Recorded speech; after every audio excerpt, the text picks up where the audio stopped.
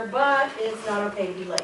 Again, one late contraction in 14 hours of labor is not concerning. One every 20 minutes during active labor is probably not concerning. I'm not going to ask you a question about how many or when, because that's not even our call. Our call is to document them and notify, okay? So when they're more frequent and or associated with lack of variability or lack of acceleration, really that's when it's more concerning. But for us, being able to recognize them is what we're really looking for. If I give you pictures, they're going to be what I'm going to say are pretty obvious pictures. I'm not trying to trick you, but I do expect you to be able to recognize an early, a late, and variable. Okay? So on a late, the same thing, I'm not going to draw any little red lines for you, but here's your contraction, so you know, here's the middle of it, so everything here is early, everything here is late. So follow your fetal heart, you can see the baseline's kind of around there. When it starts to go down, excuse me, and they've identified it here with the red line, and it's right on the middle. If it's right on the middle, it's late. Actually, it's like a millimeter over, so it's on the late side. Now remember, the reason this is concerning is because here the uterus is contracting, contracting, contracting. Blood flow is going down, down, down, down. Here the uterus is contracted. The hardest it's going to get, the blood flow is obstructed as much as it's going to be for a period of time. Now, contraction is going away, the uterus is relaxing, and the blood is returning to the uterus. But the fetus is like, that's not good. Should be feeling better here. But the fetus is telling us, I'm not really tolerating. This period of building up and having no oxygen is really more than I can take. Okay? That's what they're trying to tell you. So that's kind of why it's, you know, physiologically significant. Questions about that? Questions about how to tell the difference between an early and a late? Yes, just, like when you're saying when you see it go down, that's the mark you use. Yes, because you're referencing but then the it goes beginning like back up and then. You're referencing the beginning of the deceleration to the contraction, where it is in the first half or the second half. There is also some significance with how deep it goes and how long it lasts. I think that we don't really need to get into those details, but we do need to know the basic way to see one. And that is where the deceleration of the fetal heart rate begins at the middle of the contraction or beyond. Did that answer your question, or are you still fuzzy? It's okay. Yes. I just don't see the fetal heart. It's not clear to me where it decelerates. It's kind of like a lot going, you know. Well, they're giving us this point right here. Would you agree that it's down here?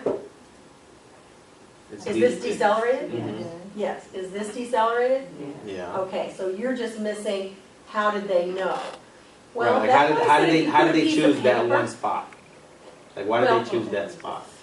Because it's at the top of the... It's not going to block it off because of the projection, but if you seriously, on your exam, if you say, this is my baseline, and I put this paper across here, you won't see this.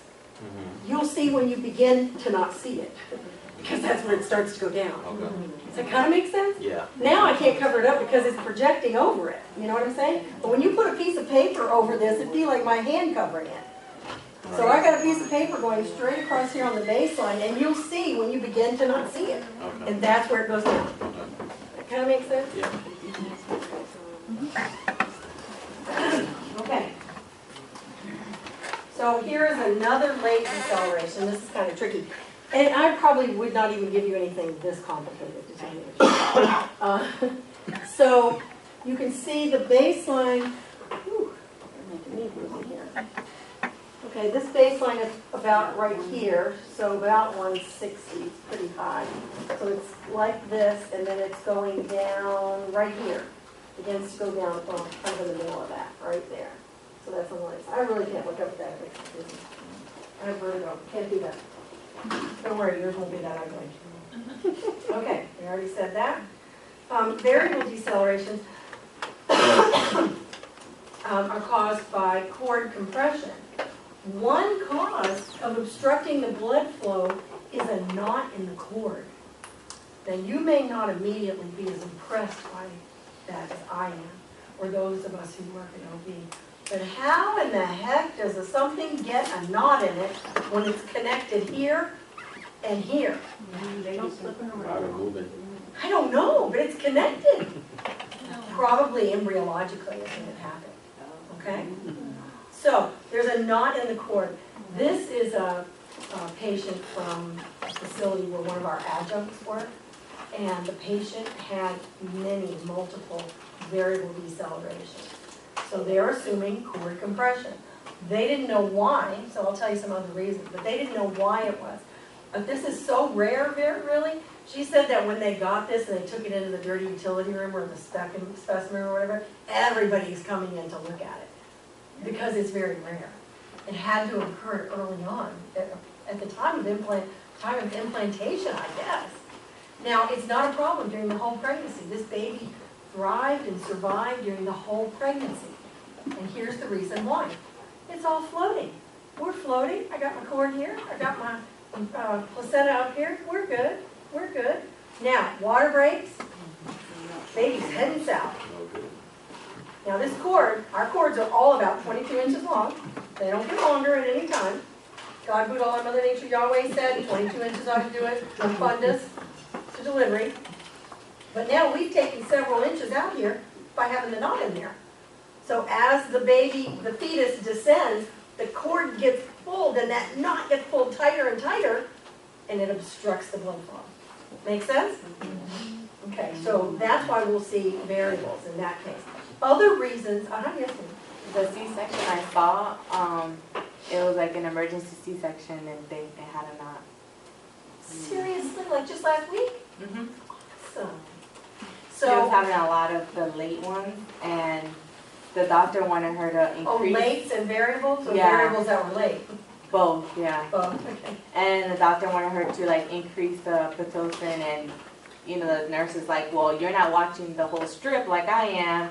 So there was like a lot of like tension. Must have been a pretty seasoned, confident, and competent nurse. Yeah, she's been doing Or a it real for weenie kind of doctor. 21 years. Okay, well, that ought to be long enough to know something, huh?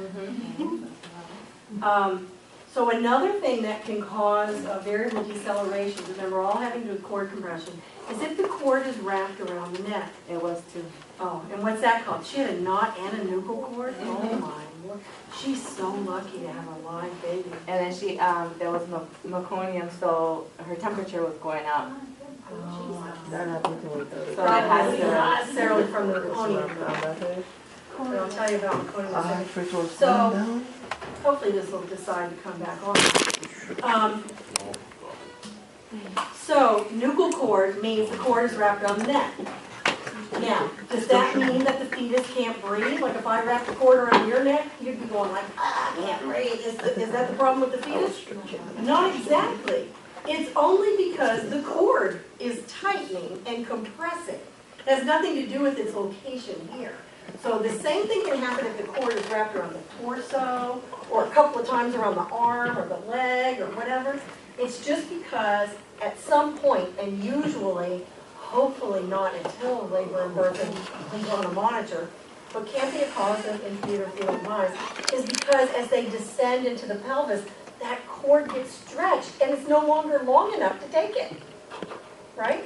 So if you're on a monitor, we see that because we see variable decelerations and late she had decelerations. the internal one Is placed. the intrauterine pressure catheter or the fetal scalpel? The pressure catheter. Oh, wow, she was all hooked up. wasn't And then they also did the infusion. she? Oh, I didn't mention that. Oh, yeah. Hmm. She thought maybe some of the water might get the cord to come out from the neck. That's but why your patient probably had this. This intrauterine pressure catheter measures uterine pressure. Also, I didn't pass it around and show you, but there are little holes in the bottom of it. And looky here, what can we hook to that? What's that look like? You ever hook anything to something that looks like that before? IV fluids. You can hook IV fluids to this.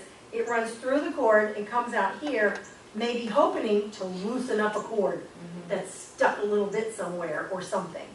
Also, you said they had meconium. It can also be used to lighten, thin out the meconium. And this is one of those times when I have to tell you 17 things at one time. So, what does meconium mean? What is meconium? First stool pass by the first stool pass. Let's stop there. When do they usually pass their first stool? Within 24 hours after birth. What does it mean if they pass meconium in utero? It means they're under stress. Because what happens is, when we say stress, we're probably saying hypoxia. It's not like they're overworked or didn't get a break for lunch or whatever, didn't get to go pee for 6 hours. They're stressed, they're hypoxic, they didn't get enough oxygen, and it caused their anal sphincter to relax. They passed the meconium in utero. Why is that concerning? Well, because it meant they were hypoxic. When?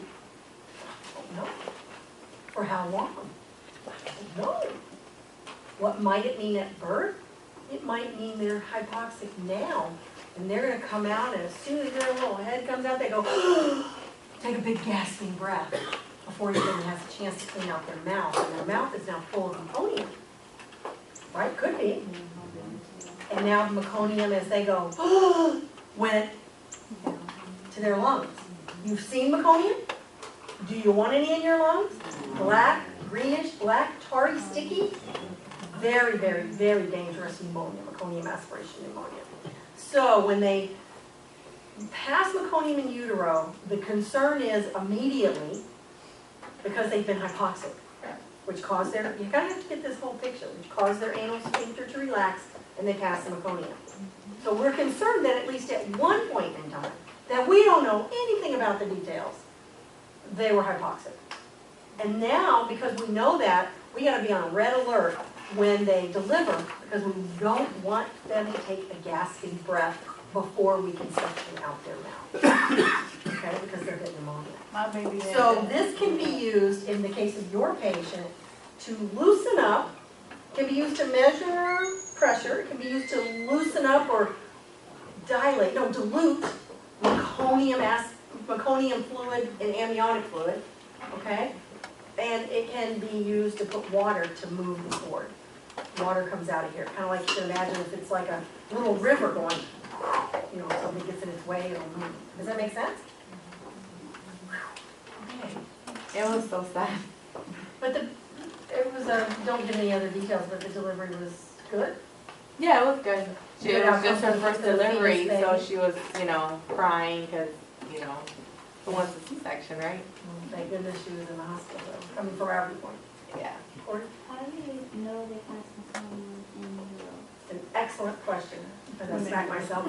How did you know they passed meconium? When they break the rupture, my baby had that. Okay, And there were like 20 nurses in the room. when your water broke, there was meconium in it. You don't know before then usually. But when the water breaks, oh, that reminds me of something I should tell you. Excuse me now. Okay, so when the water breaks, there are some pieces of information you need and your patient needs. I know I'm going to forget about something that we're doing. These are the 4 pieces of information that you need, and your patient will collect this information at home if their water breaks at home, okay? So T is for time. We want to know when the water broke because 24 hours is important. Within 24 hours, they need to deliver one way or another. Because after 24 hours with ruptured membranes, she's at more risk now for being infected. So we don't want that to happen.